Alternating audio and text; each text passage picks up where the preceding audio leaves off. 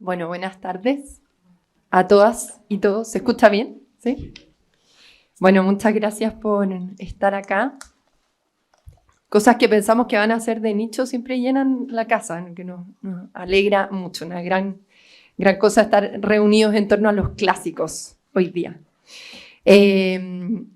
Bueno, nuestra lectura de fondo es con los dos traductores, intérpretes, editores, comentadores de libros como este, Laques de Platón, en función del cual vamos a estar conversando. Parto por presentar a nuestros invitados. Patricio Domínguez, a mi izquierda, licenciado, doctor en Filosofía, académico de la Universidad de los Andes, director del doctorado en Filosofía en la misma universidad. Y José Antonio Jiménez, licenciado y doctor en Filosofía también académico de la Universidad de los Andes. Bienvenidos a ambos y muchas gracias por estar acá.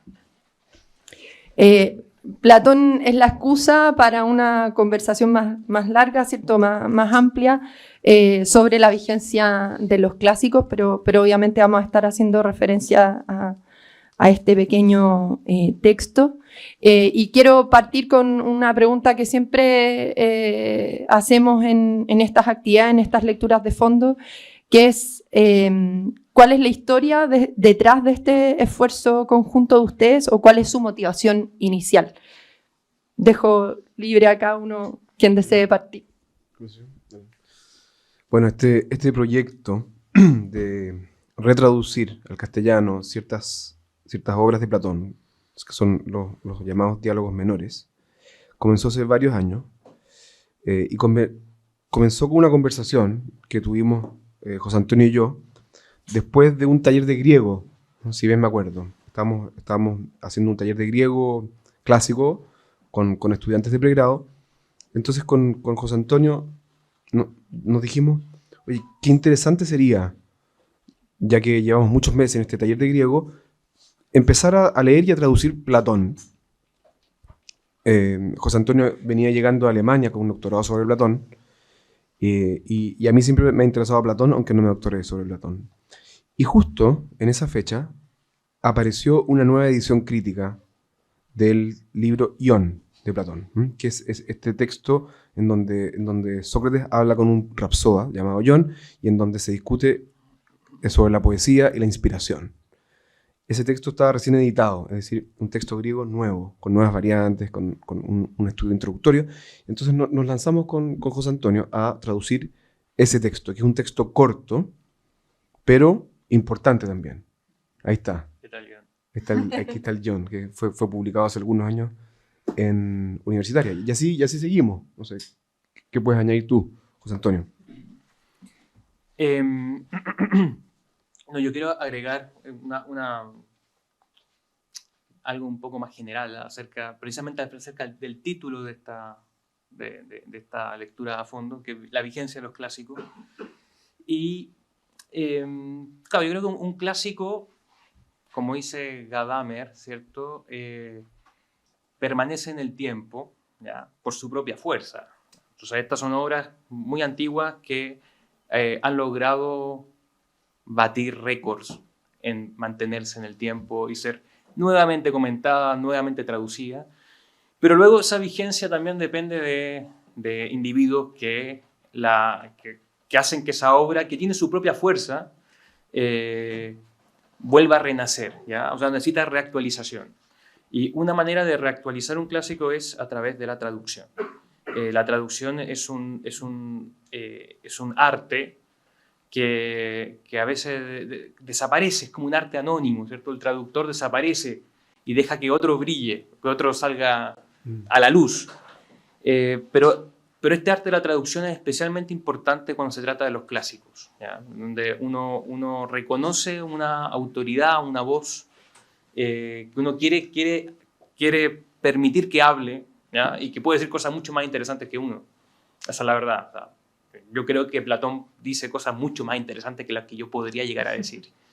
Por tanto, el traductor se pone al servicio de darle voz a estas obras que han traspasado la historia y que tienen su propia fuerza, naturalmente, pero que necesitan de la cooperación del instrumento del traductor.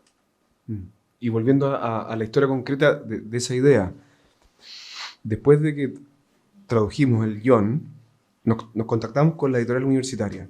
¿Por qué? Porque la editorial universitaria en la década de los 90, cuando estaba el profesor Braulio Fernández a cargo como editor, había comenzado, o había recomenzado en realidad, había como reactivado una serie de clásicos con la famosa traducción de la Apología de Sócrates y de Vigo, el Eutifrón de Alfonso Gómez Lobo, el Menón también. Muchos de esos libros fueron leídos por nosotros en el colegio, ¿no? La típica lectura de filosofía de tercero o cuarto medio.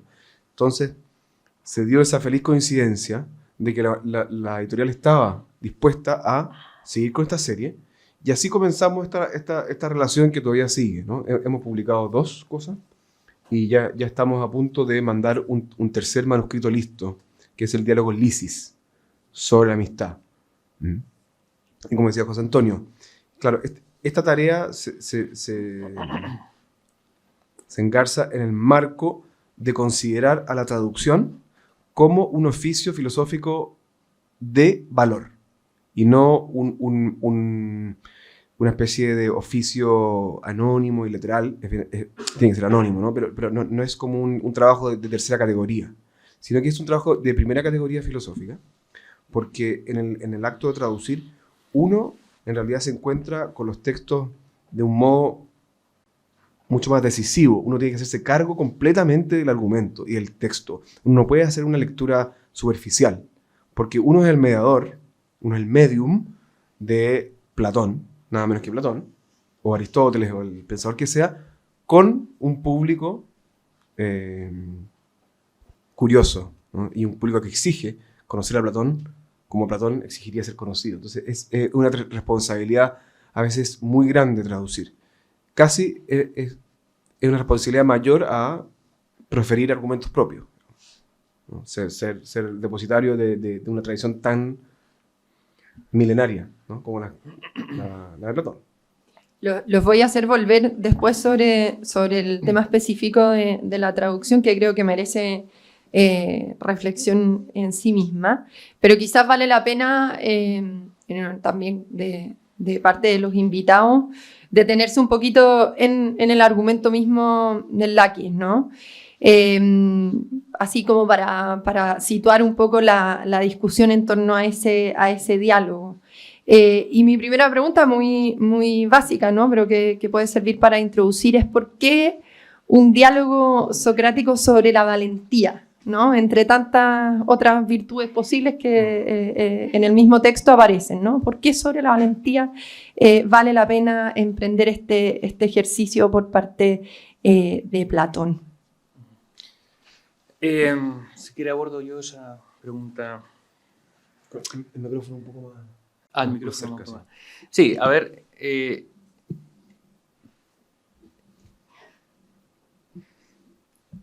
Sabemos que Platón en los diálogos tempranos lo que hace es intentar reivindicar la figura de su maestro Sócrates, condenado a muerte el 399 a.C.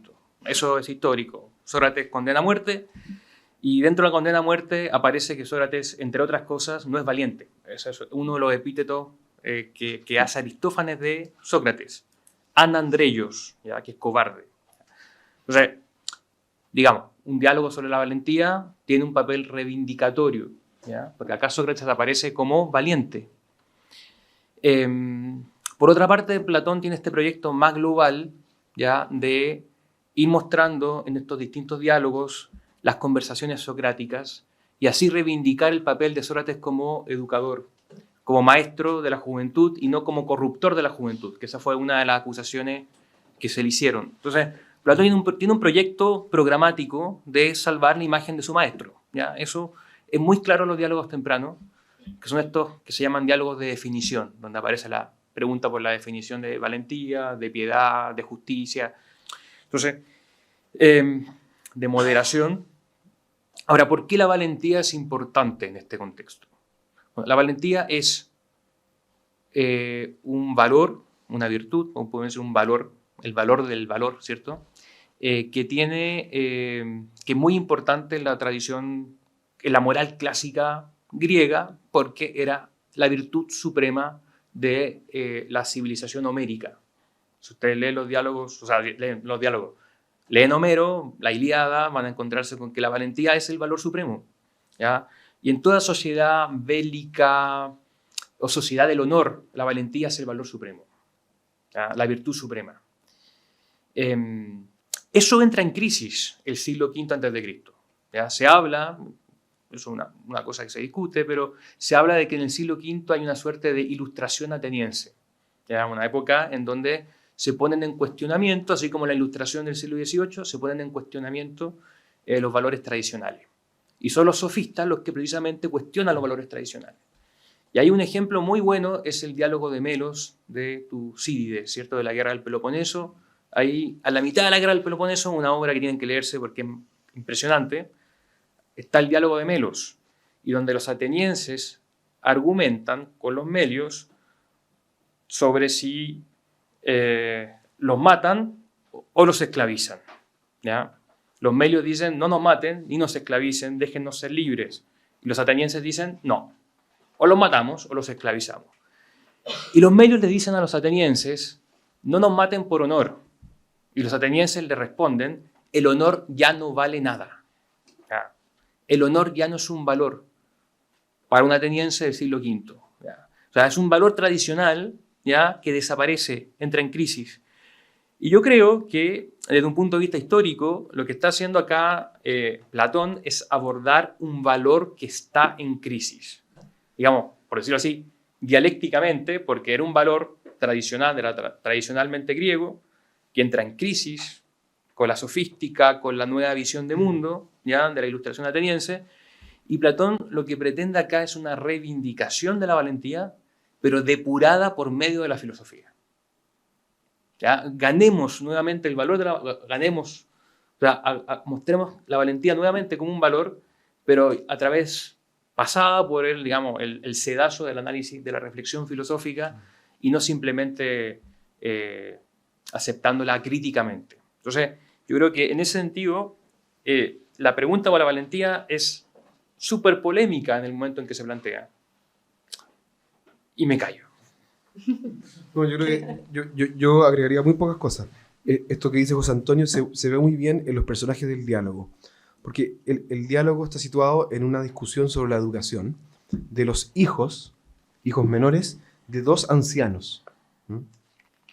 Estos dos ancianos, que pertenecerían al mundo más tradicional o más arcaico, quieren conseguir la mejor paideia para sus hijos adolescentes.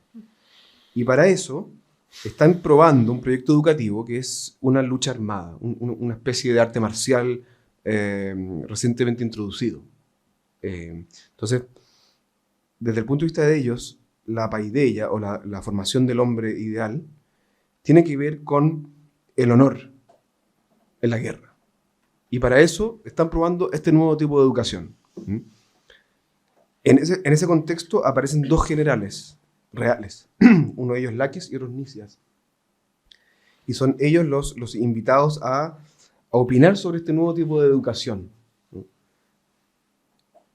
Como entre Laques y Nicias hay un disenso, aparece Sócrates, ¿no?, como el filósofo que vendría a desatar el disenso educativo. Es el contexto. Por una parte están estos ancianos de 80 años, por otra parte están los generales de la guerra, y por otra parte está Sócrates. Creo que en las personas del drama se verifica esa tensión también generacional. Perdón, y el diálogo tiene lugar dramáticamente en plena guerra del Peloponeso, en donde estos dos generales, que son históricos, que fracasaron. O sea, la historia de Nicias, la historia de Laques es una historia trágica. Y claro, Platón escribe esto después del fracaso, pero dramáticamente en plena guerra del Peloponeso, cuando estos dos son autoridad, Laques y Nicias. Entonces, hay un drama de fondo que a veces no se ve, ¿ya? Y que es relevante para entender lo que ocurre en el diálogo. Es como si, perdón, en plena guerra, en plena invasión de Rusia a Ucrania, o después de esa invasión, nosotros escribiéramos un diálogo ficticio en donde invitamos a dos generales de esa guerra, ¿no? O sea, así de real es el problema. Y la pelea es bastante fuerte en todo caso. O sea, a mí me llama la atención el tipo de emplazamientos que se hacen estos dos generales que disienten respecto de la definición de esa valentía.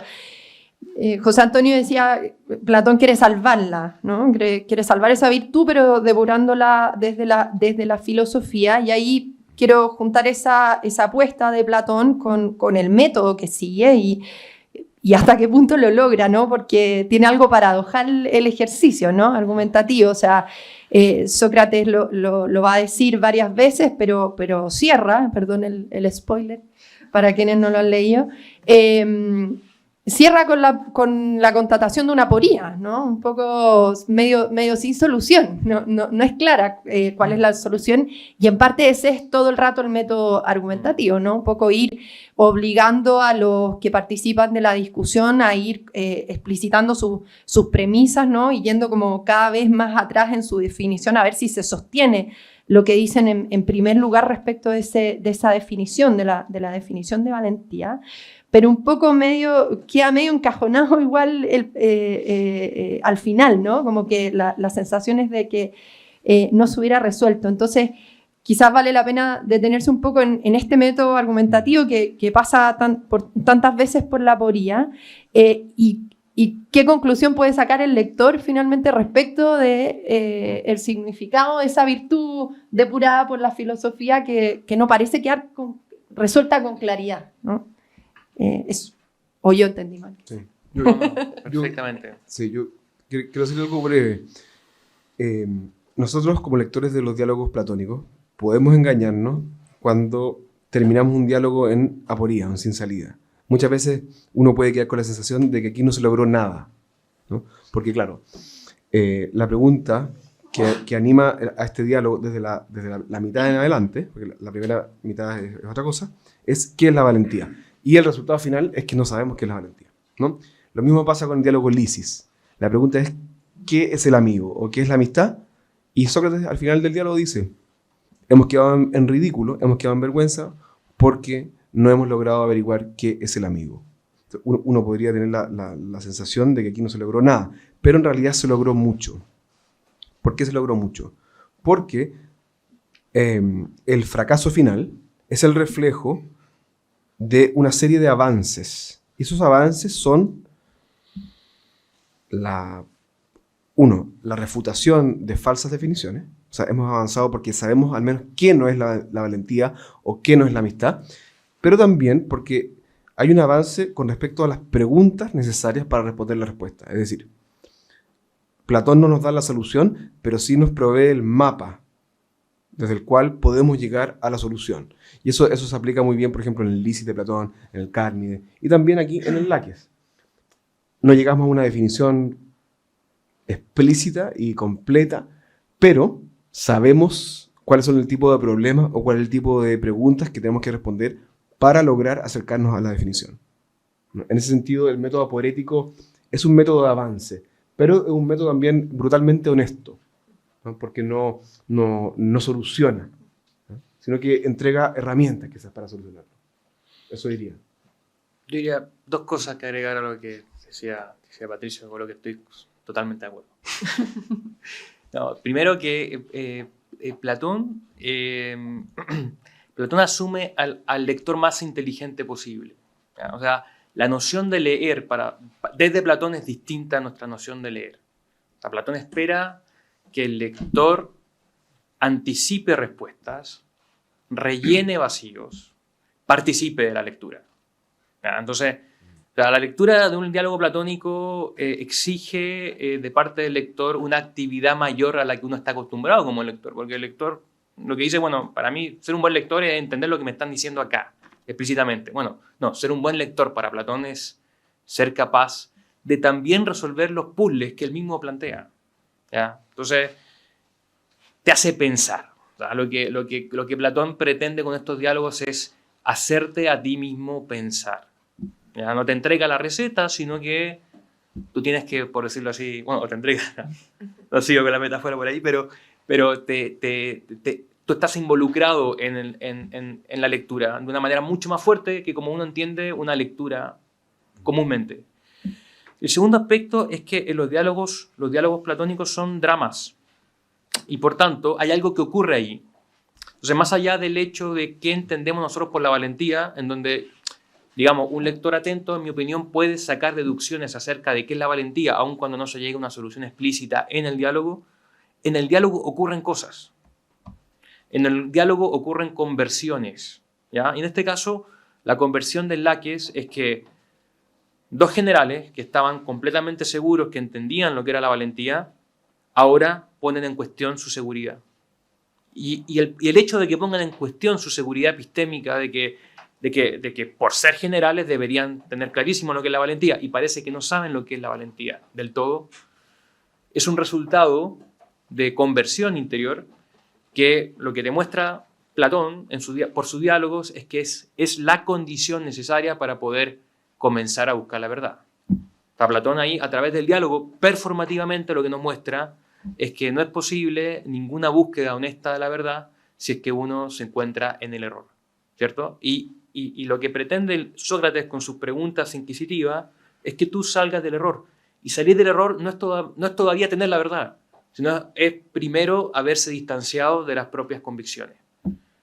Es darse cuenta, y no solamente distanciarse de estas convicciones en específico, es distanciarse de la seguridad epistémica que uno suele tener en la vida. Es darse cuenta que el ser humano se equivoca respecto a muchas cosas, ¿ya? Y se puede estar equivocando respecto a cuestiones que uno tiene por totalmente seguras. Y esa experiencia se muestra en los diálogos, ¿ya? No se tratan solamente de eso los diálogos, pero se tratan también de eso. Claro, y de hecho, en el final del diálogo ustedes pueden ver que Sócrates dice de modo muy irónico que, claro, el comienzo del diálogo es examinar cómo educar a los jóvenes, y la verdad es que los viejos tienen que volver también al colegio, dice. Nosotros los viejos tenemos que volver a la escuela porque parece que no sabemos nada, ¿no? Es la experiencia de querer educar a otro y darse cuenta que uno tiene que educarse en la filosofía o en la búsqueda de la verdad. Y el cuestionamiento es bien profundo el que va haciendo, porque mi impresión al menos es que además, aparte de ir desarmando una definición como la de la valentía que se da por sabía, van apareciendo además como otras verdaderas preguntas detrás de la que inicialmente parecía que motivaba la conversación de ellos, ¿no? Entonces van agregándose preguntas y todo el problema se va haciendo harto más complejo, lo que explica también, creo, por qué los involucrados se van enojando, que esa tiene como una tensión dramática, efectivamente, el diálogo que lo hace muy, muy rico. Una última pregunta quizás sobre el contenido, un poco a partir de lo que ustedes mismos han estado señalando, porque pareciera además que tiene sentido situar el Laques en el conjunto de diálogos platónicos, ¿cierto? Para ir comprendiendo la lógica, ¿cierto? El sentido de los ejercicios emprendidos, pero también me imagino la figura de Sócrates, ¿no? que parece protagonizarlas. Entonces, esa quizás es una pregunta que vale la pena agregar, como qué Sócrates, así como qué valentía aparece en el Laques, qué Sócrates es el que aparece reconstruido por Platón aquí y en general en sus diálogos, ¿no? Que es una figura tan determinante en la historia de la filosofía, la historia temprana de la filosofía. Bueno, hay muchos Sócrates, ¿cierto? Sócrates no escribió nada y eso nos dejó un gran problema. El problema de Sócrates es que Sócrates es el padre de la filosofía, o el padre de la filosofía moral, muchas veces se dice, y sin embargo no escribió nada. Y nuestro conocimiento de Sócrates es a través de testimonios. Platón, Jenofonte, Aristófanes, y son testimonios muy distintos. Aristófanes nos pinta mal a Sócrates. Jenofonte nos pinta a Sócrates como un sabio del sentido común, una suerte de consejero de vida, un coach. Y Platón nos pinta a Sócrates como un filósofo, ¿ya?, de alto alcance. Entonces no es claro quién es el verdadero Sócrates, pero a mí lo que me gusta, obviamente el Sócrates filósofo es el Sócrates de Platón, ¿ya?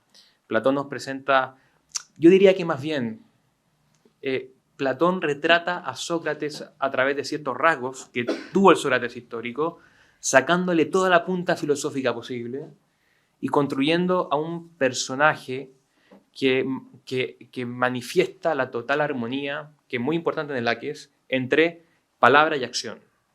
¿Ya? Y esto creo que es un tema importante del Laques y lo voy a nombrar acá. Yo creo que esta armonía entre palabra y acción tiene 3 dimensiones, ¿no?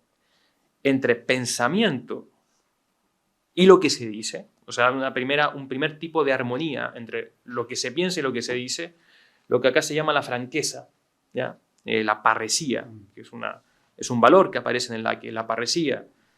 Uno podría traducir incluso eso como libertad de expresión, en sentido moderno, como una condición política y una condición del diálogo intersubjetivo.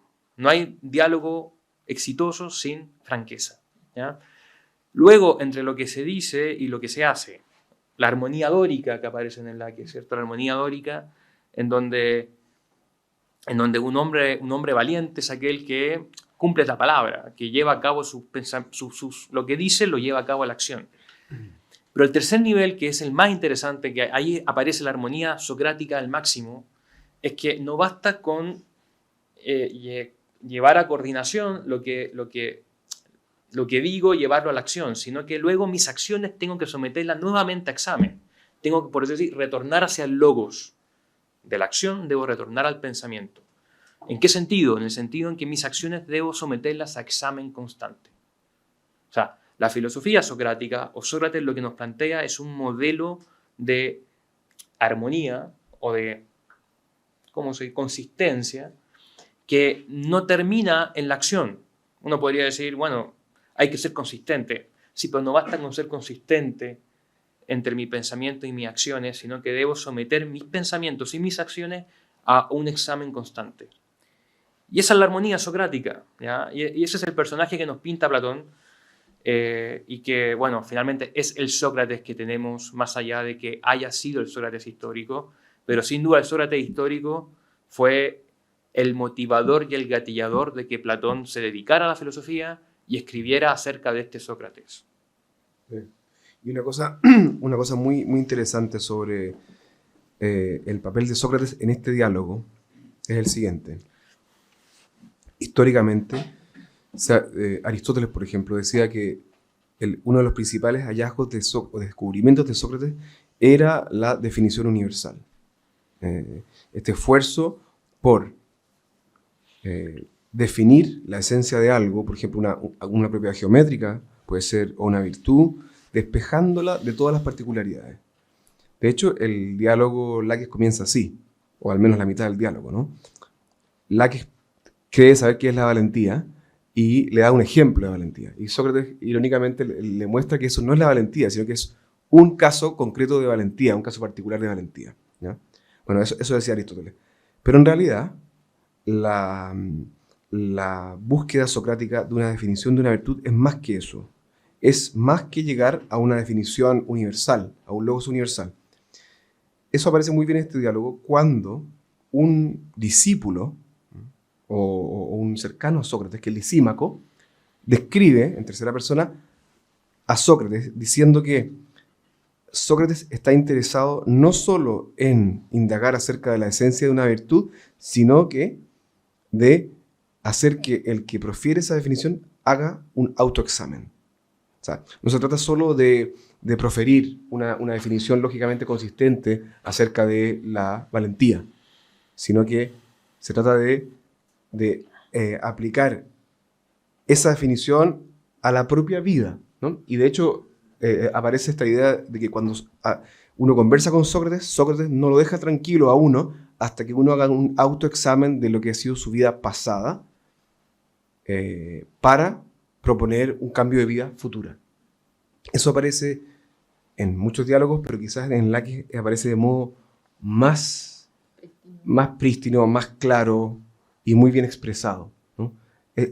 Esa idea, digamos, la idea un poco logicista de Sócrates queda eclipsada por esta idea más vital, ¿no? En donde es importante llegar a la definición, pero el fin de esto no es solo la definición. El fin de esto es que uno cambie de vida. Eso aparece en el diálogo de modo muy prístino, como dices tú. Vuelvo a algo que entraron al comienzo ustedes, que es lo de la traducción, ¿no? Y decían un poco volver a traducir, ¿no? Porque hay traducciones, me imagino, clásicas, canónicas, a las que uno podría seguir acudiendo, y en cambio ustedes dicen, bueno, vale la pena volver a traducir hoy, ¿no?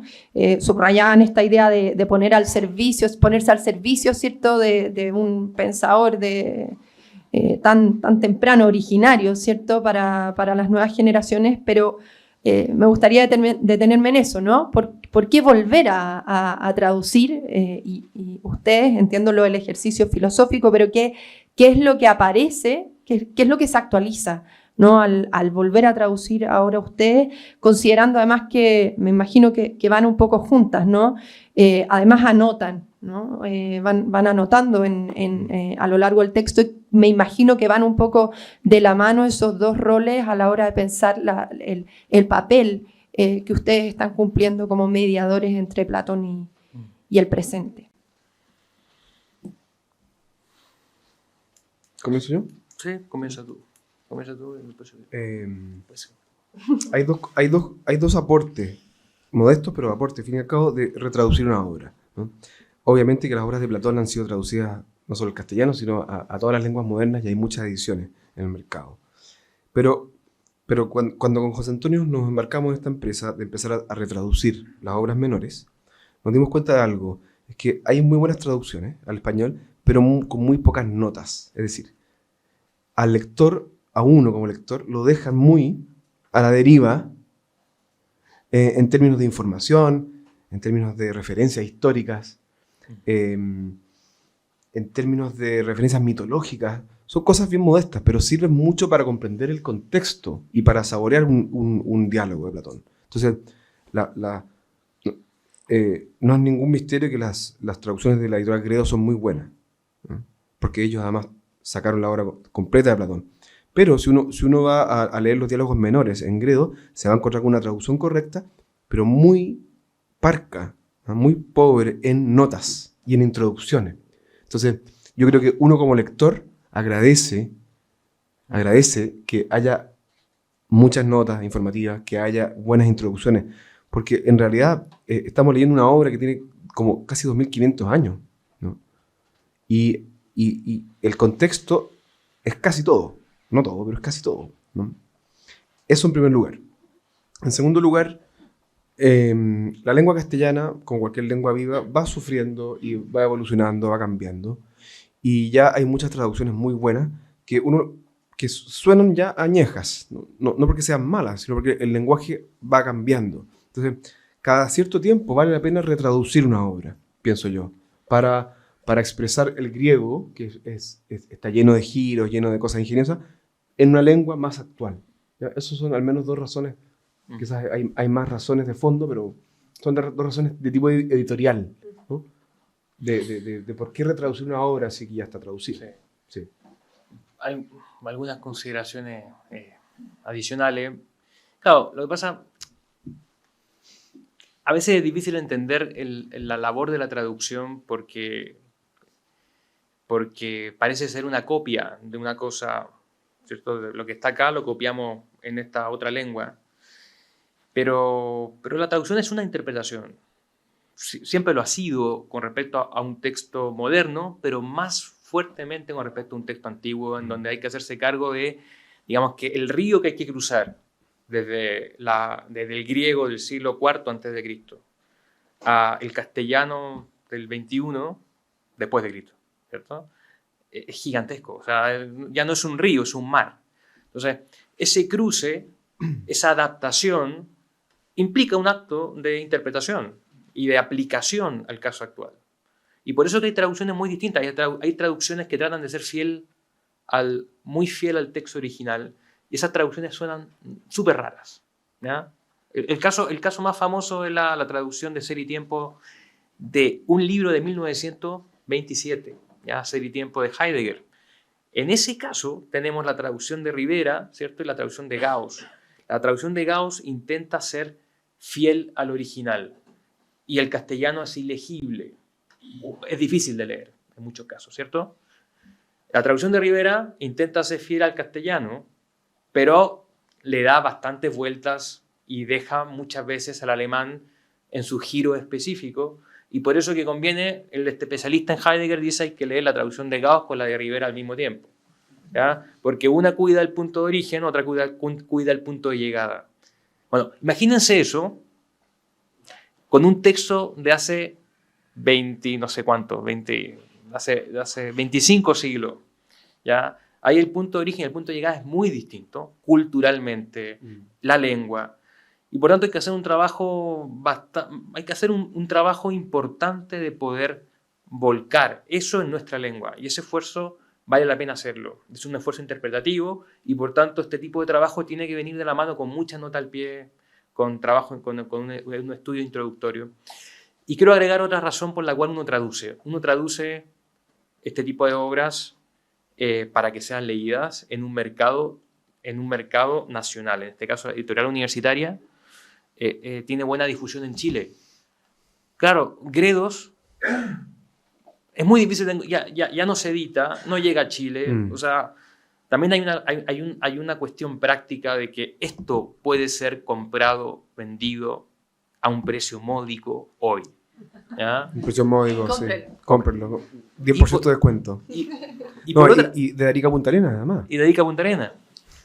Y por otra parte, uno hace esto para uno mismo. Porque cuando tú traduces, tú lees mucho mejor el texto. Es un acto de lectura impresionantemente grato, de lectura y de comprensión. Entonces, para uno mismo que se dedica a estas cosas, traducir es, como dicen en España, una gozada. ¿Ya? Es una gozada. ¿Ya? Y eso, bueno, es un beneficio para mí. Pero que produce un beneficio hacia afuera, para el público.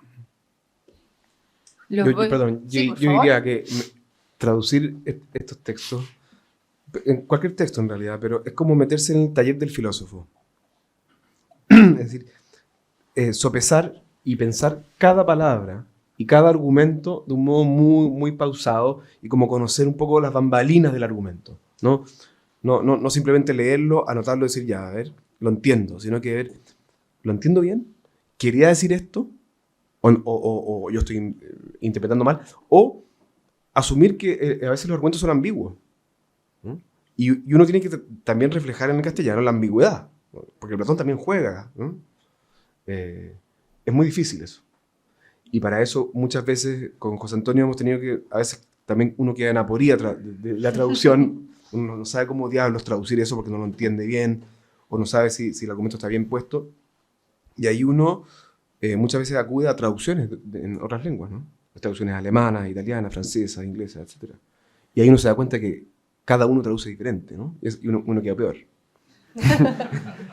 Bueno, pero las notas de ustedes cumplen, o sea, evidencian un poco ese ejercicio, ¿no? No son solo de contexto, sino también de posibles maneras de haber dicho las cosas, ¿no? Como qué posibles alternativas de adjetivo, de traducción habían, o bien qué podría haber estado queriendo decir y por cuál optaron ustedes, ¿no? En ese sentido, ese ejercicio es muy transparente y es muy enriquecedor para el lector. Es muy evidente esa compañía y esa guía, así que también les recomiendo comprarlo. Más todavía si están a buen precio. Que no es común en este país.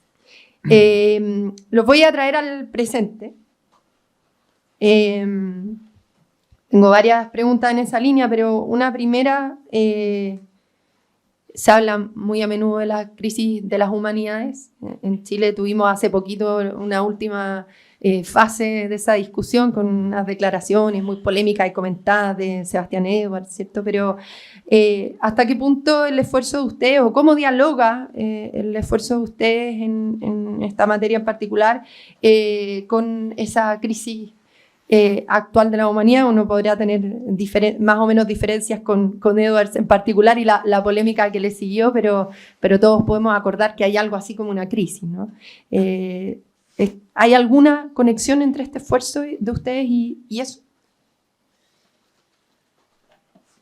Sí.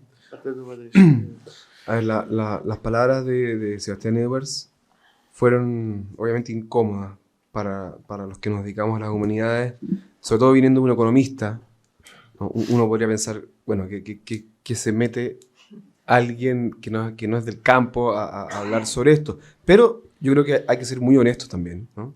Yo creo que el fondo de las palabras de Edwards, más allá si los dijo un economista, un sociólogo o quien sea, tienen un núcleo de verdad. Tienen un núcleo de verdad. Las humanidades, entendido por humanidades, filosofía, historia, literatura, teología, etc. Sí están en crisis. Sí están en crisis. Y yo me voy a permitir la parresía, la franqueza, ¿no?, socrática para dar mi opinión. Sí están en crisis porque se ha perdido el rigor intelectual. Se ha perdido el rigor intelectual.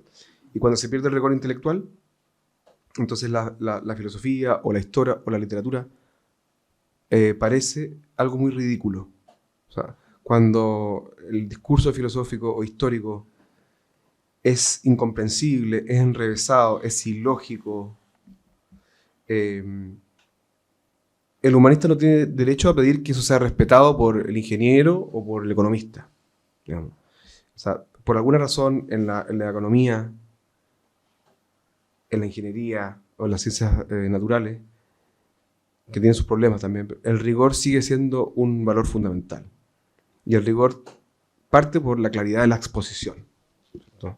Cuando la filosofía o la humanidad pierden la claridad de la exposición, y esto se torna una especie de lenguaje iniciático, súper enrevesado, entonces las humanidades pierden el respeto, ¿no? Y yo creo que es bueno que las humanidades sean sacudidas y que les digan a los humanistas que son unos chantas. Yo creo que es bueno. Ahora, las causas profundas de eso son múltiples. Una de ellas, y esto quizás hablar de modo un poco interesado, pero yo creo que es cierto, es que se ha perdido también el estudio de las lenguas clásicas en los pregrados humanistas. ¿Por qué? Porque un antiguo profesor decía que la filología clásica no es ciencia exacta, pero casi. Cuando uno estudia latín, griego, uno se da cuenta de que uno sabe o no sabe.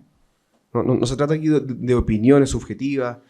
Hay que saberse las formas verbales, hay que conocer la fraseología, hay que conocer las declinaciones. Y eso sirve mucho para el humanista, ¿no? No es la única forma de adquirir el rigor, hay muchas formas, ¿no? Puede ser mediante la lógica, mediante la lectura de texto, la hermenéutica, está llena de herramientas. Pero cuando se dejan de lado las lenguas clásicas, se dejan de lado el estudio de la historia de la propia disciplina, la lógica, claro, es difícil esperar una claridad en la exposición. Y ahí creo que las humanidades ya son decadentes, pienso yo. Sí, bueno, ¿qué agregar a lo que tú dices? Estoy de acuerdo.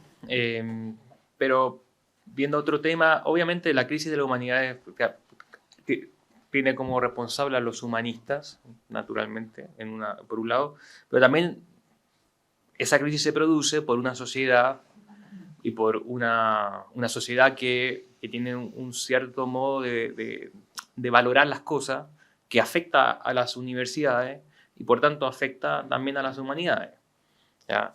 Entonces es más difícil para el humanista vender su producto porque tiene que vender su producto. Esa es la primera cuestión. O sea, hubo un tiempo donde no había que vender ese producto.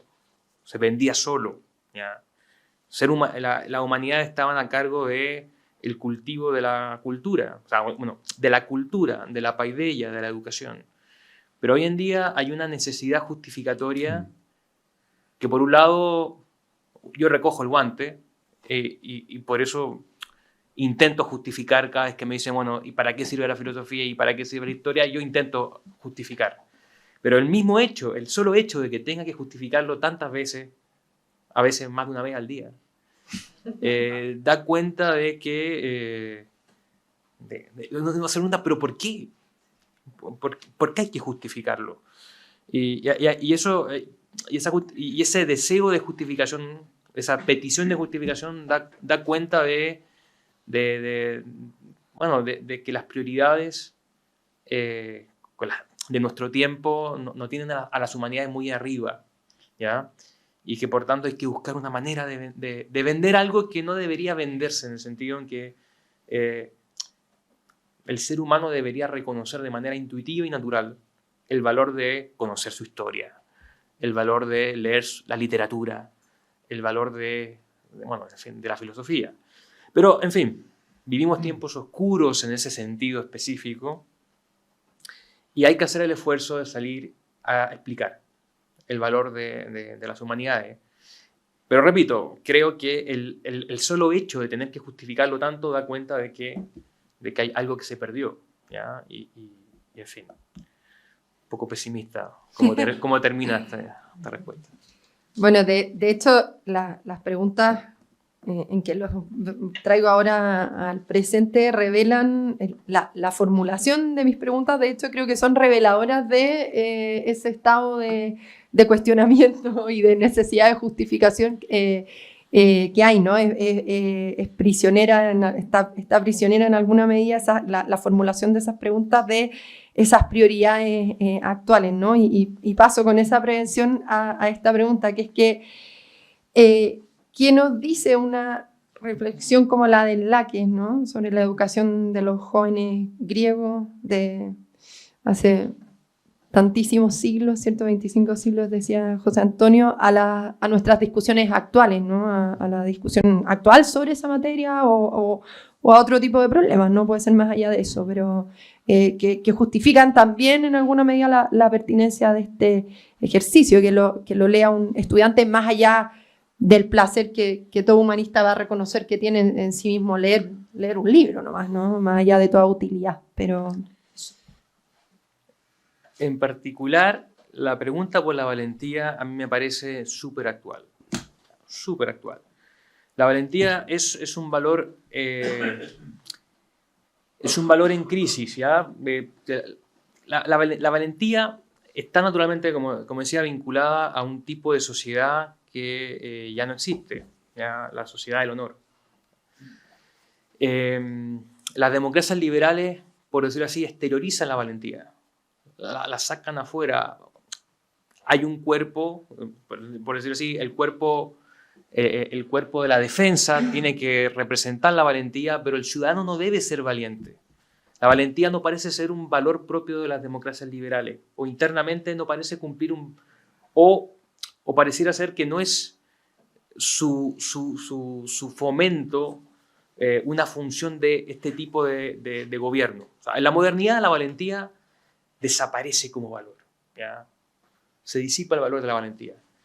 El siglo XX ha mostrado que la valentía es importante en política, ¿ya? Y estamos viviendo una época en donde hay una revalorización de la valentía desde distintos ángulos. Yo recuerdo, bueno, el caso después de la Segunda Guerra Mundial, ¿cierto? Surge la discusión acerca de la civil coraje, del coraje civil, que quizás fue necesario para que no hubiera ocurrido lo que ocurrió, ¿ya? Parece ser que la valentía es muy importante en democracia, ¿ya? No solamente, bueno, con las Torres Gemelas, cuando fue el atentado a las Torres Gemelas surgió una discusión acerca de si un Estado, si los ciudadanos deberían tener si no habrá pasado que ya no se reacciona ante la ofensa. Una sociedad que ha producido una destrucción de ese valor. Porque la valentía se conecta naturalmente con la violencia, ¿ya? ¿Y a qué nos enseña? ¿Qué nos enseña Platón acá? A que hay que reflexionar sobre qué es la valentía, ¿ya? Y hay ciertas condiciones, hay ciertos fenómenos que uno entiende por valentía que no son valentía. Por ejemplo, la temeridad, el acto irracional por el cual uno asume un riesgo que no tiene sentido asumir, ¿ya? O sea, asumir un riesgo sin haber considerado previamente si el fin que busco conseguir a través de ese riesgo, ¿es noble o no es noble? Eso no es una valentía real, ¿ya? Y eso es relevante para entender la valentía hoy en día, ¿ya? La valentía comprendida también como en el fondo, como una actividad que no debe considerar previamente un conocimiento de fines, ¿ya? O sea, la valentía es importante en la constitución de las sociedades contemporáneas porque hay guerra, pero también porque el ciudadano necesita tener la valentía de poder rebelarse contra el tirano, por ejemplo, ¿ya? O sea, hay una vuelta hacia la valentía en donde este tipo de reflexión puede ser muy enriquecedor, ¿ya? Entonces, en ese punto veo que el Laque en particular, pero también las reflexiones de los diálogos sobre la moderación, sobre la piedad, sobre la justicia, son muy importantes porque las sociedades al final están formadas de estos valores, ¿ya? Y es una ficción pensar en una sociedad, en mi opinión, es una ficción pensar en una sociedad política que esté conformada por individuos que carecen de todo valor, ¿ya? Toda sociedad, incluso las democracias liberales, buscan producir o fomentar ciertos valores, ¿ya? En fin. Sí, y otra cosa que parece muy actual de este diálogo es la siguiente. Este diálogo está dividido en dos, ¿no? La segunda parte trata sobre la valentía. La primera parte, que en general se olvida, no trata sobre la valentía, sino que es un prólogo muy largo acerca de la educación. Por eso hay intérpretes que han dicho que en realidad el tema del diálogo no es la valentía, sino que es la paideia, y que la valentía es una excusa para hablar sobre el tipo de educación, pero podría haber sido otra virtud, ¿ya? Bueno, esa es una discusión aparte. Pero a mí lo que me parece muy actual de la primera parte del diálogo es la siguiente, es que los dos educadores, que son los dos ancianos, que convocan a Sócrates para que les dé su consejo sobre la educación, están muy seguros acerca del fin de la educación. Y dicen, bueno, Sócrates, dirime esta discusión, ¿no? ¿La lucha armada es o no el mejor método? Y Sócrates siempre trata de llevarlo a una pregunta anterior. Y la pregunta anterior es, bueno, primero, antes de decidir si esto es la mejor educación, definamos educación. Y antes de definir educación, definamos a quién educamos. Es decir, ¿quién es el hombre? La pregunta antropológica. Entonces, la primera parte del diálogo a mí me parece muy interesante porque uno ve en esas discusiones reflejadas también las discusiones pedagógicas actuales, ¿no? Todos los que hemos trabajado en colegios o también en universidades o incluso en organismos estatales de educación, siempre nos sorprendemos de que a veces la discusión de fondo no se da, sino que se parte de una base, por ejemplo, de un cierto método o una cierta meta, ¿no? Esta es la meta educativa. Bueno, pero discutamos para qué o a quién se educa, ¿no? Y esa pregunta, que es como de sentido común, muchas veces brilla por su ausencia. Y la primera parte del diálogo creo que es muy interesante por eso, porque Sócrates insiste todo el tiempo así en no dar su respuesta sobre el problema concreto de la educación hasta que no se responda a la pregunta fundamental. La pregunta fundamental finalmente tiene que ver, Sócrates lo sugiere, con saber qué es el alma humana. ¿No? ¿Qué es el alma humana? No es una respuesta que se dé en el diálogo, pero queda planteada, ¿no? Entonces, me parece como un esfuerzo muy serio para repensar el problema educativo es no responder la pregunta, ¿no? Sobre, por ejemplo, ¿qué es educación de calidad? No sabemos, la verdad. No, los índices PISA, toda esa cuestión. Preguntémonos para qué educar y a quién educar. Solo así al menos nos vamos a plantear la pregunta con honestidad intelectual. Y eso aparece de modo muy gráfico en el diálogo. José Antonio decía, mencionaba incluso las sociedades liberales, algo así dijiste, ¿no? Tienen valores, ¿no? Y buscan formar en valores. Y sin embargo, no sé, yo me imagino a chicos jóvenes en el inicio de la universidad o como en media hablándoles sobre educarse en virtudes y igual tiene algo como de incómodo, ¿no? O sea, como que parece algo ha ocurrido que se ha transformado en una como pregunta personal, ¿no? Como que ocurre en el plano individual, o corresponde que sea respondida en el plano individual, ¿no?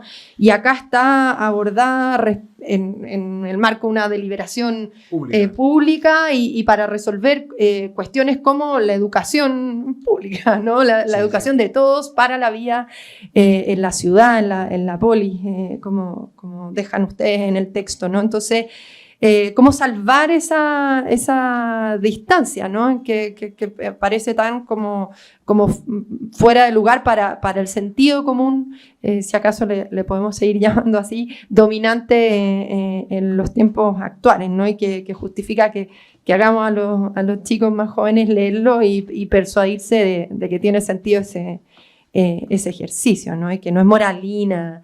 No es una cosa medio ingenuota de cuando, bueno, los mismos que hacían la ley eran los que enseñaban, eran los que mandaban, y etcétera, ¿no? Eso. Claro, hay un sentido de virtud que a veces se pasa por encima. Una virtud es capacidad. O sea, el que posee virtudes tiene capacidades. ¿Ya? El que tiene vicios tiene impotencias. ¿Ya? O sea, hay posibilidades que se abren desde la posesión de virtudes que se cierran desde la posesión de vicios o la no posesión de virtudes, porque el vicio como impotencia es como una no posesión. Entonces, en ese sentido, en ese punto particular de la valentía es sumamente interesante, porque es una virtud que Platón la entiende. Acá en el Laques sabemos que termina en aporía, pero en la República posteriormente la virtud aparece bajo la forma del nombre que usa es sotería y cartería, conservación y resistencia.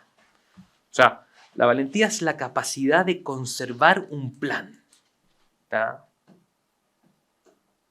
La valentía entendida platónica, socráticamente, es conservar un plan bueno, no cualquier plan. ¿Ya? Pero imagínense, yo le diría a un joven, tener la capacidad de tener un plan y poder conservarlo. Y conservarlo es conservarlo en tu mente, pero conservarlo a través de las acciones. ¿Ya? Poder desplegar tu plan, en vez de no tener la capacidad de desplegar tu plan porque eres cobarde. El cobarde lo que le pasa es que no puede conservar un proyecto. ¿Ya? O sea, en este sentido intimista, la valentía, interiorizado, no tiene que ver meramente con ir a la guerra. Eso también es parte de la comprensión más profunda de la valentía que lleva a cabo acá Sócrates en el diálogo. La valentía tiene que ver sobre todo con mi capacidad de vencer mis pasiones, ¿ya? De poder conservar un plan a pesar de que mis pasiones, mis placeres, mis dolores, mis deseos tratan de lanzarme hacia otro lado, ¿ya? Mis temores.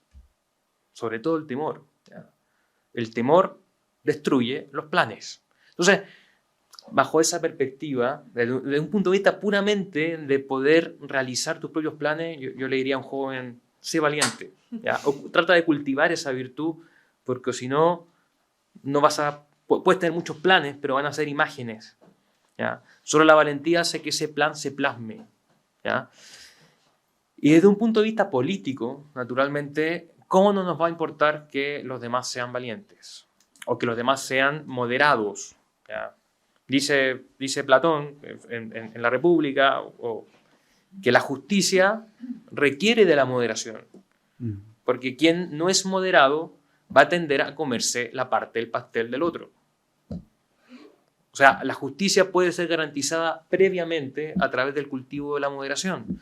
Porque el que es moderado se come su parte del pastel. Y no se quiere comer el pastel completo. O sea, la injusticia en parte se debe a la no posesión de virtudes.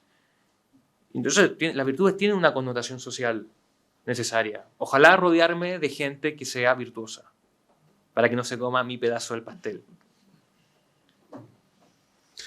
Claro, yo quería agregar algo muy sencillo. Es que la idea platónica, que quizás hoy día nos suena un poco extraña, es que los valores o virtudes que nosotros asociamos a lo social, como la justicia, que obviamente siempre va a tener réditos políticos hablar de justicia. Para Platón, la justicia es algo así como la exteriorización o la contracara de una armonía interior, una justicia interior. Y esa justicia interior tiene que ver con la valentía y la moderación. O sea, sobre todo la moderación, ¿no? Entonces, claro, es difícil pensar políticamente en una sociedad justa si es que tampoco fomentamos ciertas virtudes que tienen menos prensa, ¿no? Como la valentía. O sea, una sociedad, por ejemplo, que fomenta el desenfreno en todo sentido, difícilmente va a ser una sociedad justa, porque el tipo de ciudadano va a ser desenfrenado, y empíricamente el ciudadano desenfrenado es el que roba también, o el que pasa a llevar al otro, el avasallador, el abusador, etc., ¿no? Esa intuición platónica que aparece en la República, yo creo que es muy, muy interesante. Y lo otro es que, claro, uno podría pensar que, claro, esta vuelta, entre comillas, a las virtudes tienen como un tono moralizante o pedagógico, pero en realidad no es así. Cada vez que hay una catástrofe, ya sea bélica, ya sea climática, ya sea de cualquier tipo, aparece de nuevo la necesidad de la valentía, por ejemplo, o de la constancia, o de la solidaridad, o cualquier virtud, digamos. Por eso también leer el Laques hoy día también es como darse un baño de realidad, en el sentido de que siempre habrá guerra. Ojalá que no las hubiera, pero siempre habrá situaciones de peligro, al menos, ¿no? Asociadas a las guerras o asociadas a las crisis políticas, ¿no? Ningún país ninguna nación, ningún pueblo ha estado nunca liberado de eso. Entonces, la valentía, querámoslo o no, será una virtud relevante. Eso. Voy a atreverme a cerrar con una última pregunta antes de abrir a algunas preguntas del público, porque me he robado la palabra. Ustedes en una entrevista el año pasado difundiendo estas traducciones hablaron de una filosofía acá al cuidado de la democracia, al cuidado de la ciudad, de la polis. Y me gustaría cerrar volviendo a esa reflexión de ustedes a propósito de todo este esfuerzo de sus traducciones del Laques, del guión, ¿no? ¿En qué medida una filosofía al cuidado de la democracia, que en último término probablemente es la mejor forma de sintetizar la pertinencia o la justificación de este esfuerzo, ¿no? de la explicitación de la vigencia de este tipo de texto? Y con eso paso, prometo, al público. Se toca a ti. Yo diría algo muy breve. La traducción de textos, sobre todo de la cultura grecolatina, ¿no? Es un ejercicio de veneración, de respeto, también de amistad hacia los orígenes de la propia cultura. Pero también se parece a lo que Chesterton llamaba la democracia, que no es solo de los vivos, sino también de los muertos. Es decir, sacarse la idea de que somos solo nosotros hoy día, en el año 2024, los que llevamos la rienda del destino de la civilización, sino que hemos llegado a las alturas que hemos llegado, si es que hay, ¿no es cierto?, en arte, en cultura, en filosofía, en ciencia, porque hay otros que nos han precedido, y esos otros son, en primer lugar, los griegos. Entonces, traducir también y divulgar esto es un acto de homenaje a un modelo de cultura que no pretende ser arrogante o progresista en el peor sentido, ¿no? Eso yo te diría. Claro, si eso es cuidar la democracia, yo diría, claro, de modo más amplio, eso es cuidar la cultura, o una sana cultura en donde se da también la educación, ¿no? la política, etcétera, etcétera. O sea, nuestro país ha sufrido una discusión constitucional muy, muy, muy profunda, muy grave en los últimos años, y esa discusión se ha podido llevar también porque hay gente que ha sacado a colación la filosofía política, qué sé yo, los argumentos modernos de los padres de la patria de Estados Unidos o los de Francia, digamos. No estamos en el vacío cuando discutimos las cosas. Estamos en un marco que ha sido propuesto y refinado a través de muchos siglos. Y en ese sentido, Platón obviamente siempre va a ser un invitado especial. Sí. Claro, no recuerdo en qué contexto dijimos Que fuera el arte y letras. Claro, pero, no, sí me acuerdo. Sí, no me acuerdo. Porque dije que al cuidado de la democracia, si fuiste tú. Probablemente fuiste tú. Lo que pasa es que Platón tiene una relación paradójica con la democracia. Sí. Porque la verdad, Platón es un crítico de la democracia ateniense de su tiempo, que no es igual que la nuestra. Pero al mismo tiempo, y esta es la paradoja, reconoce que solamente pudo surgir la filosofía o el filósofo Sócrates en democracia. ¿Ya? Entonces pareciera ser que la democracia entrega estas condiciones de parresía, ¿cierto? De franqueza, libertad de expresión, de diálogo, de deliberación igualitaria, donde todos pueden dar sus opiniones, ¿cierto? Que eso es la filosofía también. Pero al mismo tiempo la filosofía, que es posibilitada por la democracia, se atreve a criticar la democracia.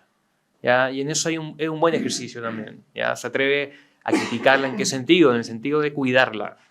Ya, voy a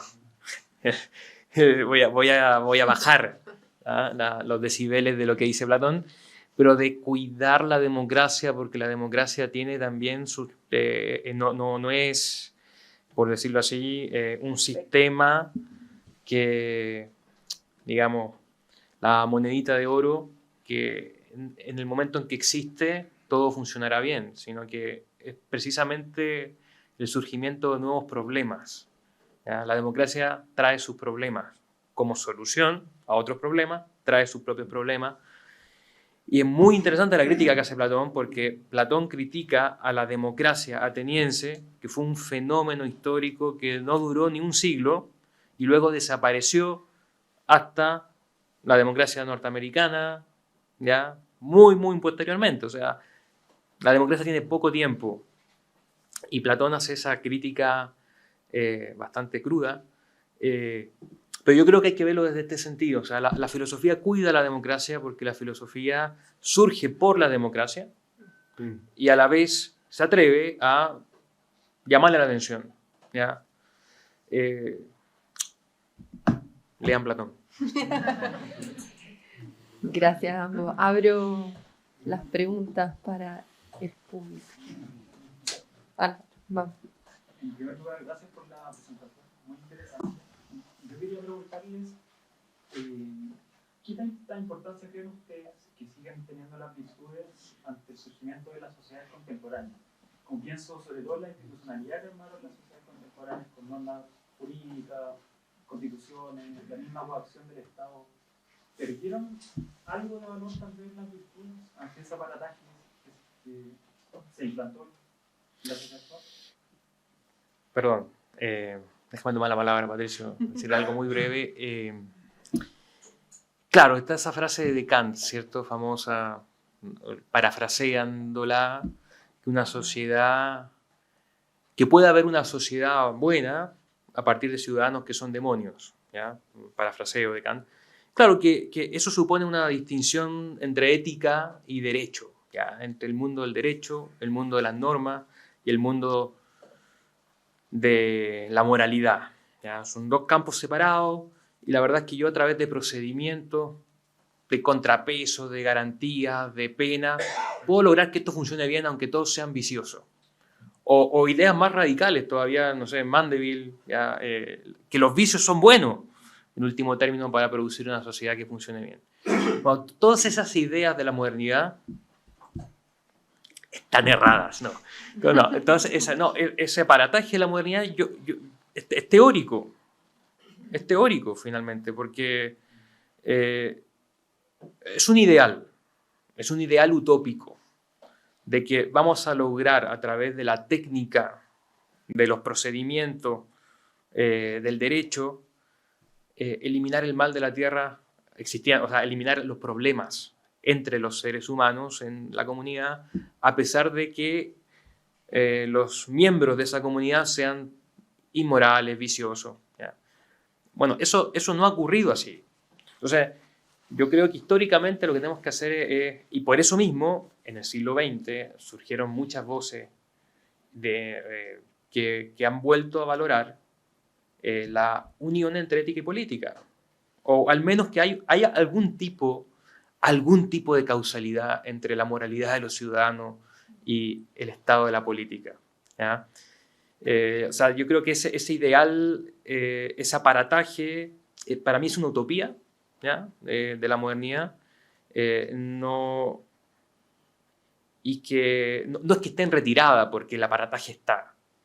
Pero la pregunta acerca de si no es necesario para que una sociedad sea justa, sea buena, sea saludable, que los ciudadanos no desarrollen virtudes a través de la educación, precisamente, yo creo que en fin, o sea, me parece que eso es absolutamente vigente. Yo agregaría, Álvaro, que hay una idea que está en Aristóteles, pero también en Tácito y en otros autores romanos, que identifican la proliferación de procedimientos y de leyes con la injusticia reinante.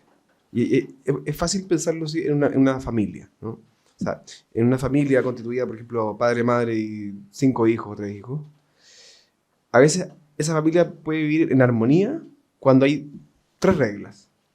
Pero una familia que está llena de reglas, ¿no? En donde cada cosa tiene un procedimiento que hay que comer de determinada manera, que hay que llegar a esta hora, entonces, ya es síntoma de que las cosas están mal. Digamos. Ya es un síntoma de disolución, de decadencia.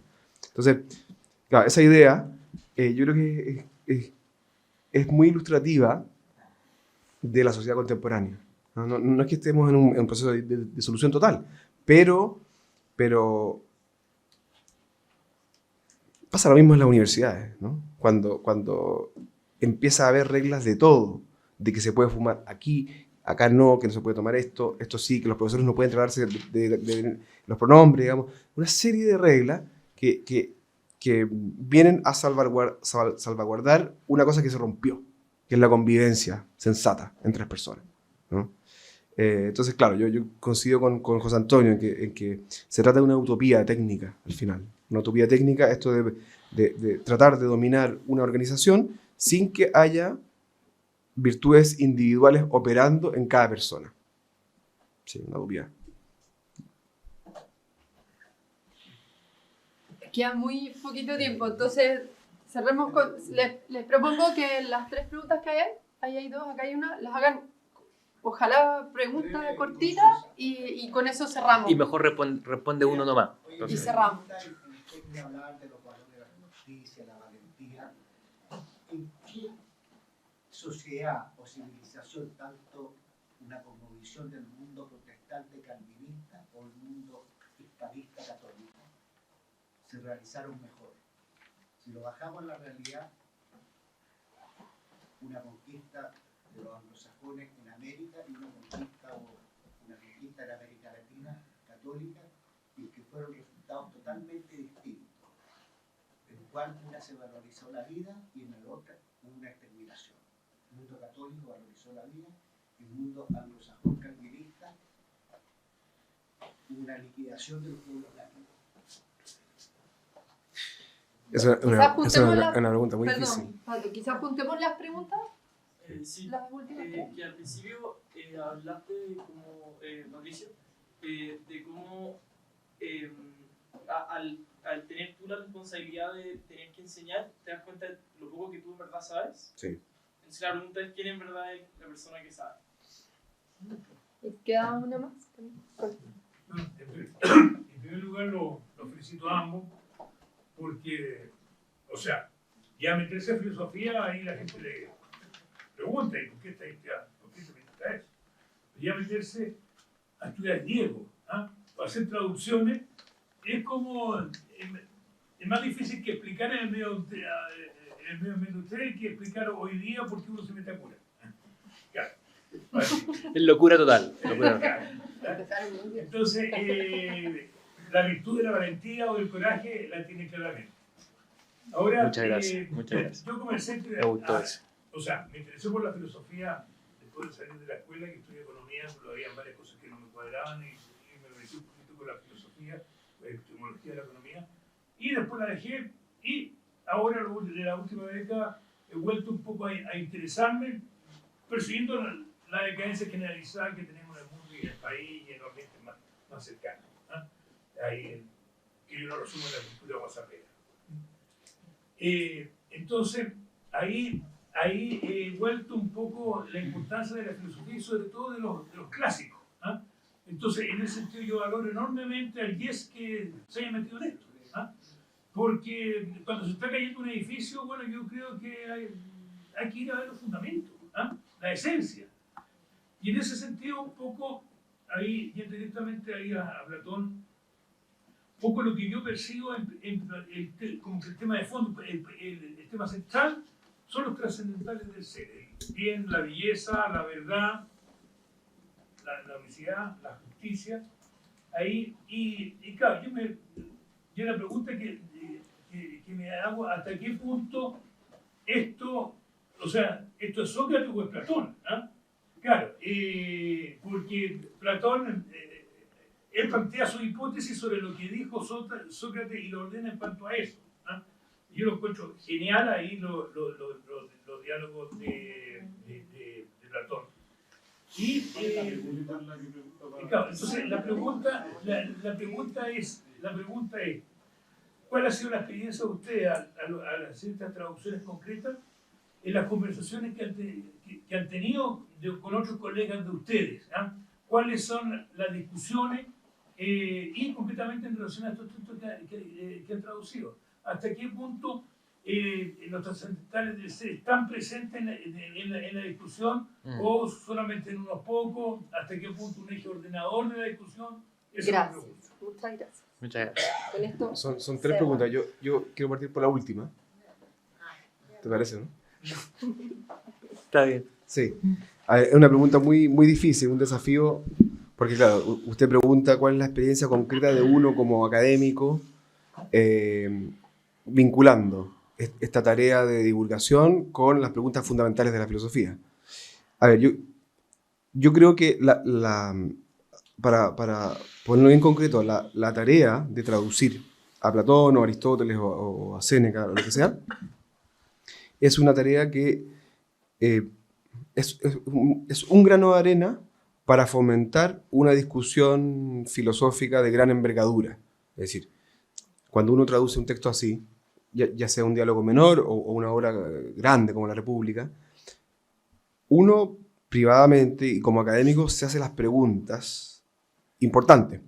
Esas preguntas, no sé si lamentablemente, pero por su naturaleza quedan a veces confinadas al ámbito académico. Porque uno hace clase en la universidad, ¿no? Uno no tiene necesariamente un puesto en los medios, sino que uno hace clase, es un profesor universitario.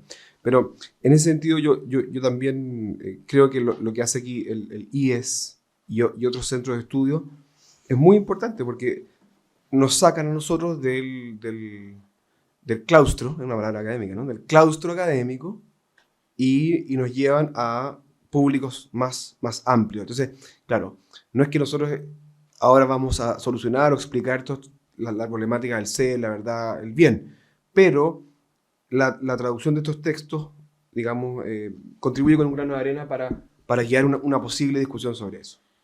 Eso diría yo sobre la pregunta. Sí, sobre la segunda pregunta. Claro, Sócrates nos plantea un tremendo problema porque él dice solo sé que nada sé, ¿cierto? Entonces, ¿quién sabe en esta cuestión si Sócrates es realmente el que hace las preguntas y es el más inteligente en la sala, ¿ya? Pero yo creo que ahí el punto importante, o sea, creo o sea, no es que Sócrates piensa que no existe la verdad, ¿ya? Existe la verdad, pero lo que nos quiere mostrar es que la actitud necesaria para poder aprender es una actitud de humildad, de modestia y de autodistanciamiento, ¿ya? Él representa esa actitud y lo que no quiere decir que uno tenga ciertas convicciones, pero esas convicciones deben ser puestas a prueba. Y en último término, el que sabe siempre el individuo particular. O sea, esto a mí me gusta mucho de los diálogos de Platón porque nos muestran, contra ChatGPT y todas esas cosas contemporáneas, que solo el agente racional vivo sabe, ¿ya? Los datos no son conocimiento. Todo el Internet no es conocimiento. El conocimiento se activa o se actualiza solamente cuando hay un agente que sabe. Y solamente él sabe que sabe. ¿Ya? Obviamente eso nos pone en problemas, pero es así simplemente. ¿Ya? O sea, el saber en último término es una capacidad que se tiene y que se pone en cuestión, ¿ya? Que se pone en cuestión intersubjetivamente a través de el diálogo. ¿Ya? ¿Quién sabe? Bueno, dialoguemos. Dialoguemos con argumentos. Y es por medio precisamente del sedazo de la argumentación, el sedazo del diálogo, en donde podemos ir, digamos, reconociendo quién sabe y atribuyendo autoridad al que sabe. ¿Ya? No sé si respondí a tu pregunta. Bueno, respondí algo. Y sobre la primera pregunta, algo muy breve, porque su pregunta es muy grande, muy amplia, y yo no estoy en condiciones de responderla. Claro, porque usted plantea la comparación histórica entre dos procesos de conquista y colonia del siglo XVI en adelante, ¿no? Claro. Yo creo que, así retomando un poco quizás el fondo de su pregunta, es que las concepciones morales que se forjan a partir de la cultura, dentro de la cual está la filosofía, pero también la teología, la literatura, etcétera, la humanidad, sí tienen consecuencias, sí tienen impacto. Eso sin embargo, no nos puede llevar a analizar las culturas siempre como de modo muy teórico, ¿no? Y pensar, bueno, tal pueblo leía tal libro, entonces se comportan así, ¿no? O el Imperio Español, digamos, está inspirado por tales ideas, por lo tanto, automáticamente se comporta así o asá. Yo creo que hay que tener siempre en cuenta estos dos factores, ¿no? El factor de la motivación moral que está mediada por la cultura, en el caso de la religión, la filosofía, y también la naturaleza humana. La naturaleza humana, digamos, tal como es, ¿no? En donde digamos, a través de la historia se muestra que siempre va a haber abusos, pillaje, robo, violencia, etc., ¿no? Una respuesta un poco vaga y general, pero no podría dar otra. Gracias a ambos por esta reflexión, un intento humilde de mantener el diálogo racional y la deliberación conjunta. Así que nada, le agradezco a nombre de todos, especialmente de Elías, por estar acá comentando este tan importante trabajo que han emprendido. Solo unos pequeñísimos avisos parroquiales antes de pasar a la añorada comida y bebida. Tenemos un coloquio el próximo martes 27 a las 17:45 horas, comentando un documento sobre cultura de la cancelación que redactó Manfred Svensson, que está escondido por ahí atrás, pero está. Va a estar comentando él con Rafael Gumucio y con la moderación de Constanza Santamaría acá en el IES. Quedan muy invitados, va a estar muy buena esa discusión. Y bueno, como siempre, los invitamos también a seguirnos en redes sociales, a pasar por aquí a nuestra tienda, a ver nuestros libros, ver nuestra revista, por si quieren comprarla, suscribirse y seguir apoyando nuestros proyectos. Eso, muchas gracias.